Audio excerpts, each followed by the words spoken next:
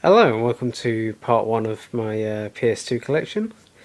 This is a collection I've been wanting to do for some time because for me it's my most loved console, other than possibly the Super Nintendo when I used to own it in the early 90s. I'm going to do things a little bit different to what I've usually done in the past with these collection videos, and I'm actually going to show you the console itself this time, and it's the PS2 Slim.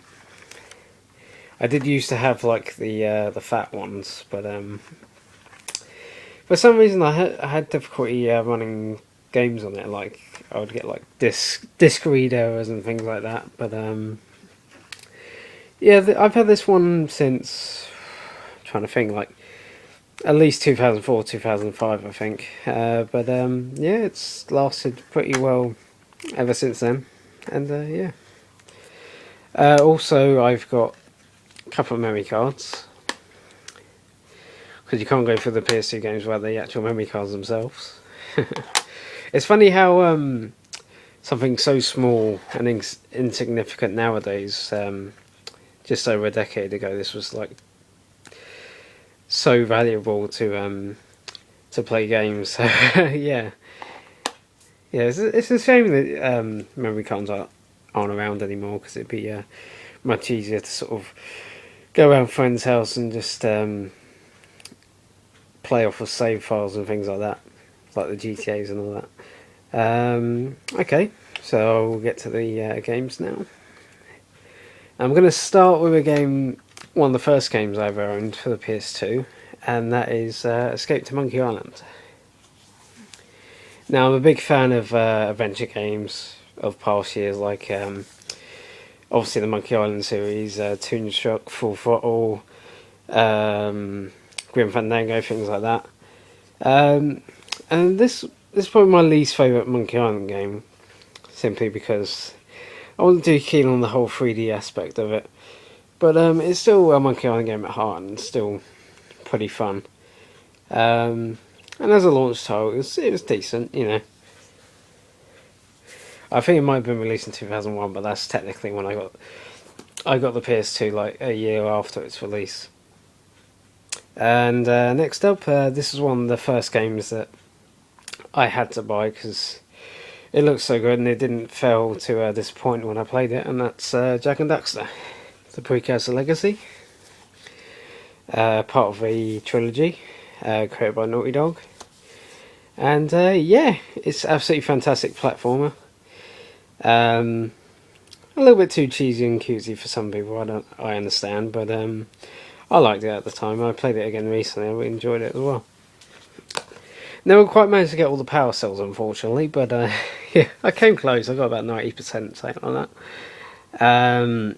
And next up, of course, is the sequel, Jak 2 Renegade.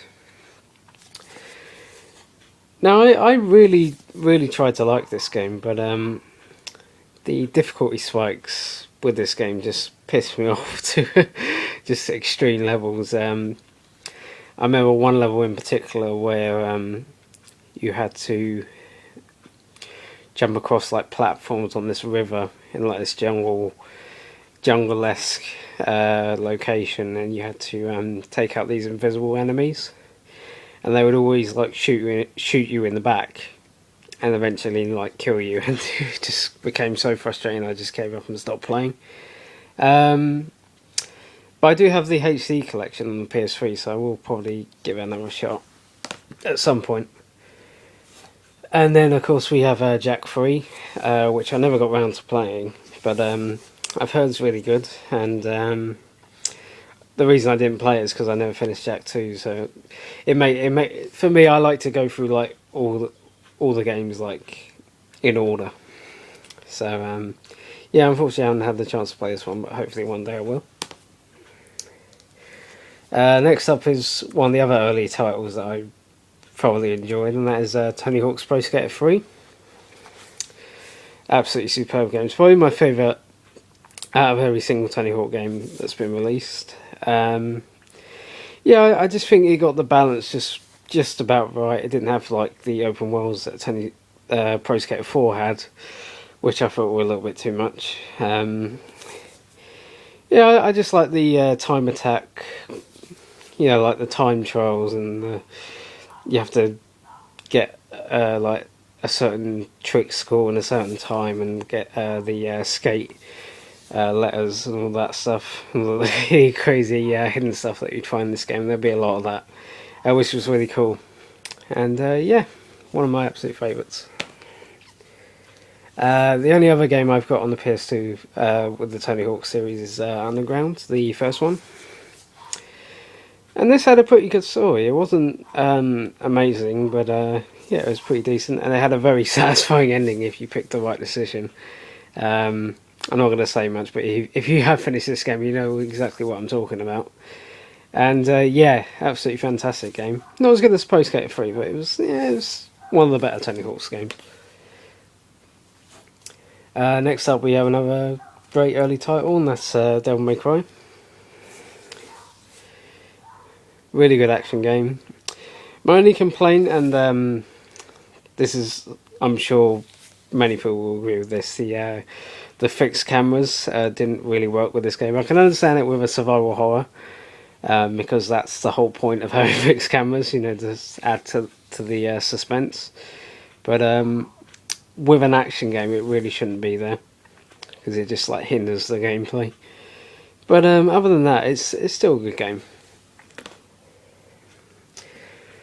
Next up we have Devil May Cry 2, which is a piece of shit. Moving on. Next up we have Devil May Cry 3 Special Edition. And I did actually play the original Devil May Cry 3 when it first came out, and a lot of people complain about how difficult it was, but I never had that much trouble. Maybe because like this time you could actually move the camera where you wanted it to, and yeah, I thought the integration of the certain skill sets you could do, like the Trickster and the Royal Guard and things like that, I thought that was really, really neat.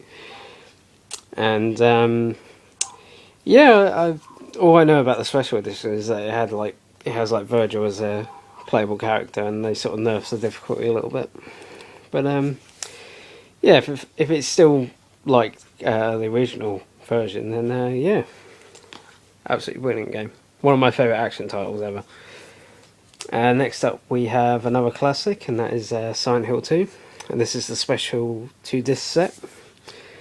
I've actually got the DVD that comes with it right here, and it's basically like a making of DVD. It's behind the scenes documentary from all the Team Silent, the sort of main Team Silent figureheads, like the people who actually made the game and the music and all that. And yeah, it's a really fascinating documentary. And it's also got like a special case here with I guess like is it postcards? No, it's not. But yeah, just lovely little artwork here, which is nice. It's a nice touch, to like a special edition of a game. Yeah, I think that's really cool. But yeah, Silent Hill 2, absolutely fantastic game.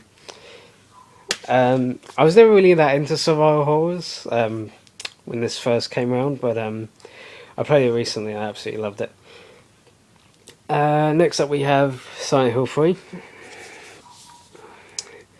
which is a lot tougher than Silent Hill 2. It's actually a direct sequel to Silent Hill 1, which was originally on the original PlayStation. And I've never actually played the original Silent Hill, so I kind of want to play the original first and then go through this one, which I'll probably pick it up on PlayStation Network, or try and get an original copy if possible. And last up we have Scarface, The World Is Yours. This is the limited edition sleeve. It's basically just like one of these special cardboard cases. And I actually picked this up at Cash Converters recently for about £1, which was hard to believe, but yeah. And it's like a what if scenario. if and spoiler alert if you've never seen Scarface, but it's basically what if Tony Montana doesn't die at the end, and it's sort of like a what if scenario, like a continuation of the Scarface story. I've not actually played it, but I hear it's pretty fun from people who have. So yeah, I look forward to giving it a go. Okay, and that's it for part 1, and stay tuned for part 2.